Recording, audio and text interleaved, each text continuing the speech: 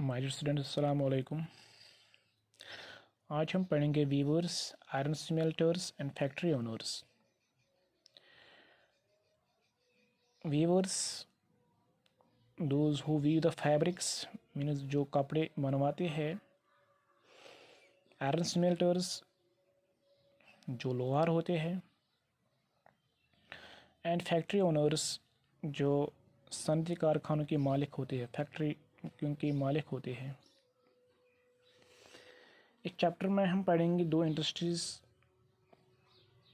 की तरफ हम तवज्जो देंगे, खासकर textile and iron steel industries. Textile industries जहाँ पर कपड़े बनवाए जाते हैं मशीनों से बेटा, और आयरन स्टील जो एलिमेंट्स है बेटा, जिनसे काफ़ी चीज़ें बनवाई जाती है। तो ये दो इंडस्ट्रीज़ ऐसी इंडस्ट्रीज़ थी बेटा जिनकी वजह से एक रेवोल्यूशन आया दुनिया में, जिसको कहा गया है इंडस्ट्रियल रेवोल्यूशन। जो रेवोल्यूशन जो आया बेटा, वो पहले आया ब्रिटेन में 19वीं सेंचुरी में। तो इसके बाद जो भी चीज़ें बनती थी बेटा, इसको बाद में एक्सपोर्ट किया जाता था दीगर ममालिक में। और एक बात ये भी है कि उस टाइम इंग्लैंड को कहा गया है वर्कशॉप ऑफ द वर्ल्ड, क्योंकि वर्कशॉप ऐसी जगह है जहाँ पर चीज़ें बनवाई जाती हैं। अगर हम बात करेंगे इंग्लैंड की, जहाँ पर पहले ये रेवोल्यूशन आया 19वीं सेंचुरी में, तो इस लिहाज से इसको कहा गया वर्कशॉप ऑफ द वर्ल्ड, क्योंकि जो भी चीज़ें उस टाइम बनती थी, चाहे वो कपड़े क्यों ना हो या आयरन एंड स्टील के चीज़ें क्यों ना हो बेटा, उसको बाद में एक्सपोर्ट किया जाता था दीगर ममालिक में। तो इस लिहाज से इसको कहा गया वर्कशॉप ऑफ द वर्ल्ड, क्योंकि ये इंग्लैंड जो है ये अब एक्सपोर्ट करते हैं mechanised goods throughout the world या अक्रॉस द वर्ल्ड। जब इंडस्ट्रियल रेवोल्यूशन आया, इसका सीधा सीधा असर खासकर इन इलाकों में पड़ा जो इनके कब्ज़े में आती थी, चाहे वो एशिया में क्यों ना हो या अफ्रीका में या अमेरिका में। अगर हम बात करेंगे अपने इंडिया में कि किस तरह से उन्होंने यहाँ पर कब्ज़ा किया और किस तरह से यहाँ पर उन्होंने पहले ट्रेड करना शुरू कर दिया, बाद में धीरे धीरे सारे इलाके को अपने हाथ में लिया और यहाँ पर हुकूमत की बागडोर संभाली। और साथ साथ जो ट्रेड था बेटा,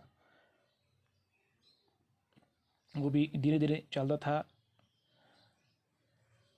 और उन्होंने जो यहाँ पर रॉ मटेरियल लिया बेटा, बाई किया, उन्होंने वो सस्ते दामों में लिया। जो भी चीज़ें यहाँ पर बनती थी, या इसको कहा जाता था कच्चा माल या खाम माल, उसको सस्ते दामों में यहाँ से लिया और बाद में वही कच्चा जो माल था बेटा, उसको महंगे दामों में बेचा। तो इस तरह से उनको काफ़ी फ़ायदा हुआ। ये पहली बात। दूसरी बात ये भी है बेटा कि जो भी वहाँ से गुड्स आती थी, मशीनाइज्ड गुड्स, जो भी चीज़ें वहाँ से आती थी, जो बनवाई जाती थी मशीनों के ज़रिए, जब वो यहाँ पर पहुँची तो लोगों ने वही प्रेफर किया, क्योंकि उनकी जो रेट थी वो कम थी बेटा, बनस्बत की जो यहाँ की जो चीज़ें थी बेटा, जो हाथों से बनवाई जाती, जिसको काफ़ी टाइम लगता था और काफ़ी मेहनत भी लगती थी। तो उस वजह से उन चीज़ों की जो कीमत है वो बहुत ज़्यादा हुआ कर रही थी। तो इस लिहाज से हम कहेंगे कि जो यहाँ की सन्नत थी बेटा, उसको काफ़ी धक्का लगा। काफ़ी धक्का लगा और कहेंगे कि जो यहाँ की जो सन्नतें थी बेटा, वो बेकार हो गई। रीज़न ये है कि जो भी चीज़ें इंग्लैंड से आती थी यहाँ डायरेक्ट, उसको यहाँ पर सस्ते दामों में बेचा जाता था और लोग वही लेते थे। तो यही रीज़न है कि जो इंडिया की जो अपनी इंडस्ट्रीज़ थी, सिकल इंडस्ट्रीज़ थी यहाँ पर, या क्राफ्ट इंडस्ट्रीज़ थी बेटा, उनको काफ़ी धचका लगा, क्योंकि यहाँ पर जो चीज़ें बनवाई जाती वो हाथों से, यहाँ पर मशीनाइज्ड गुड्स, यहाँ पर मशीन्स यहाँ पर नहीं थी।